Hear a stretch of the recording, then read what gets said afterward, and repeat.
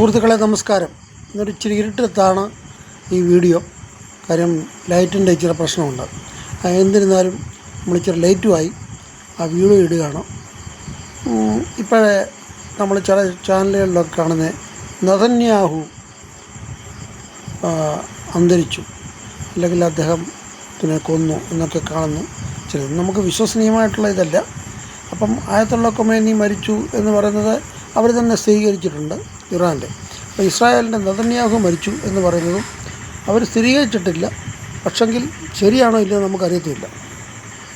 പക്ഷെങ്കിൽ ഇത് തമ്മിലുള്ള വ്യത്യാസം, നെതന്യാഹു മരിച്ചു കഴിഞ്ഞാൽ ഒരു നെതന്യാഹുവിന് പകരം ഒരു 100 നെതന്യാഹുകൾ അവിടെ വരും. അത്രയ്ക്കുള്ളൊരു രാജ്യമാണ് അവിടെ. അല്ലാതൊരു വൺ മാൻ ഷോ അല്ല. ആയത്തുള്ള ഖൊമേനി മരിച്ചു കഴിഞ്ഞാൽ പുള്ളിക്കാരനായിരുന്നു അവിടുത്തെ ഏകാധിപതി. അദ്ദേഹം മരിച്ചു കഴിഞ്ഞിട്ട് അയാളുടെ മോന് ഇപ്പം അവിടുത്തെ സർവാധിപതിയായി എന്നൊക്കെയാണ് നമ്മളിപ്പോൾ കേൾക്കുന്നത്. അപ്പം അവർ അണ്ടർഗ്രൗണ്ടില്ല എന്നൊക്കെ. പക്ഷേ നെതന്യാഹു എന്ന് പറഞ്ഞാൽ അവിടുത്തെ ഒരു വൺ മാൻ ഷോ അല്ല. അത് കഴിഞ്ഞാൽ പലരും വരും. അവിടെ ഒരു ജനാധിപത്യ രാജ്യമാണ്.